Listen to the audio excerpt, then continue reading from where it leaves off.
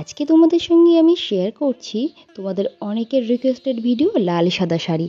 আর খুব ভালো করে তোমরা দেখবে স্টেপ বাই স্টেপ।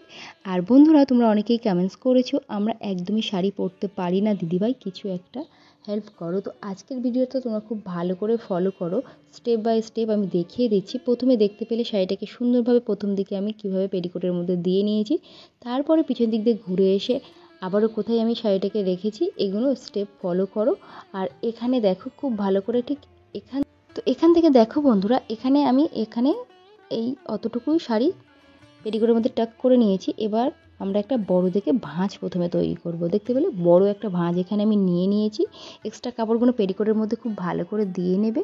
এবার দেখো একটা ভাঁজ যেহেতু বড় হয়েছে, সেম একইভাবে প্রত্যেকটা ভাঁজ এখানে আমাদের বড় বড়ই নিতে হবে।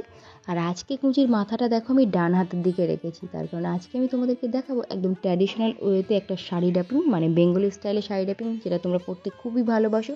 আর পুজোর দিনে মানে হচ্ছে এই ধরনের শাড়ি ছাড়া একদমই যায় না।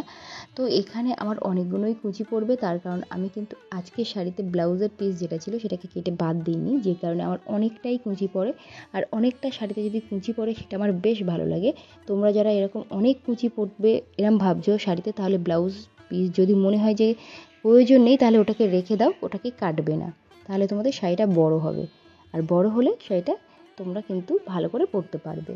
এবার দেখো আঁচলটাকে আমরা রেডি করবো। তোমরা অনেকেই কমেন্ট করে দিতে ভাই আঁচল রেডি করতে পারি না। তো আজকে দেখো প্রথমে একটা বড় দেখে ভাঁজ নিলে, তারপরের ভাঁজগুলো সেম একইভাবে এভাবে জাস্ট ধরে নেবে। দেখো কত সহজেই ভাঁজটা এভাবে ধরা যাচ্ছে। আর লাস্টের প্লেটটাও দেখো ঠিক এভাবে দিয়ে নেবে, প্রত্যেকটা মাথা সুন্দর করে ধরে নেবে। আর যারা প্রথমবার শাড়ি পরছো, তোমাদের যদি মনে হয় যে আঁচলটা খুলে যেতে পারে, তাহলে ঠিক আঁচলের উপরে একটা সেফটি পিন দিয়েও পিন আপ করে রাখতে পারো, তাহলে কোনো ধরনের কোনো অসুবিধা হবে না। আর আমার প্রিয় দর্শক বন্ধুরা, আমার চ্যানেলে কিন্তু আমি প্রচুর ভিডিও অলরেডি দিয়ে দিয়েছি দুর্গা পুজোতে তোমরা কী ধরনের কী শাড়ি পরবে। আরও যদি নতুন নতুন কিছু ডিজাইন তোমরা দেখতে চাও, কোনো শাড়ির উপরে দেখতে চাও, তো অবশ্যই আমাকে কমেন্ট করো, আমি একে একে কিন্তু তোমাদের পছন্দের ভিডিও দিতে থাকবো।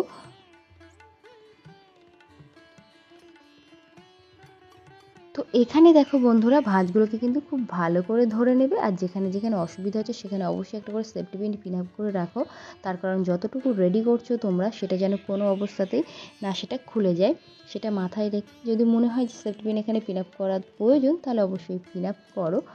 আর এই শাড়িটা কিন্তু মেশ ছুঁয়ে থাকবে পিছনে, এতটাই বড় নিতে হবে।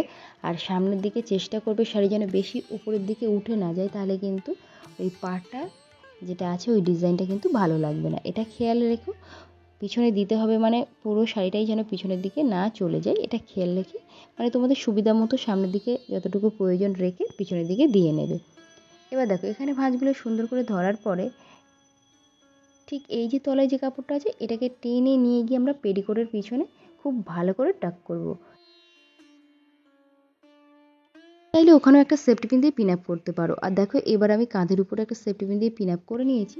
আর এখন এই শাড়ির ভাঁজগুলোকে আমি ঠিক করে নিচ্ছি। অবশ্যই এই ভাঁজগুলোকে একটু ঠিক করে নেবে, যদি তোমাদের মনে হয় ওপরের দিকে একটু অগোছালো আছে, তাহলে ওপরেও একটা সুন্দর করে রেডি করে সেফটি পিন দিয়ে ওখানে পিন আপ করে নিতে পারো ব্লাউজের তলা থেকে। তো আজকে আমি খুব সহজে একটা শাড়ি ড্রাপিং দেখিয়ে দিয়েছি, যেটা তোমরা এবার দুর্গাপুজোতে অবশ্যই পরতে পারবে, বিজয়া দশমীতে বা অষ্টমীতে। এবার দেখো আঁচলটাকে আমি সামনে নিয়ে এসেছি। এবার এই মাথাটাকে ওপর দিয়ে ধরলাম বাঁ হাত দিয়ে, আর ঠিক ডান হাত দিয়ে এখানে আমরা ছোট ছোট করে ভাঁজগুলোকে ধরে নেব। এবার এই আঁচলের মাথাটাকে জাস্ট একটু এভাবে আমরা ভাঁজ করে নিচ্ছি, তাহলে এখানে আমাদের সুবিধা হবে ভাঁজগুলো। আর ঠিক ডান হাতের কাঁধের উপরে রাখলাম, রেখে ব্লাউজের ভিতর থেকে একটা সেফটি পিন দিয়ে এখানে পিন আপ করে নেব।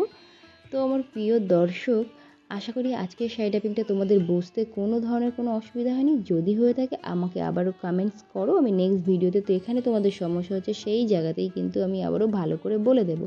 এদিকে দেখতে পাচ্ছ ভাঁজটা কত সুন্দর আছে, এভাবেও রাখতে পারো, এটাও বেশ সুন্দর লাগে। যদি তোমাদের মনে হয় যে না একটা কোমর বন্ধনী পরবো, তো অবশ্যই কোমর বন্ধনীটাকে এভাবে পরে নাও।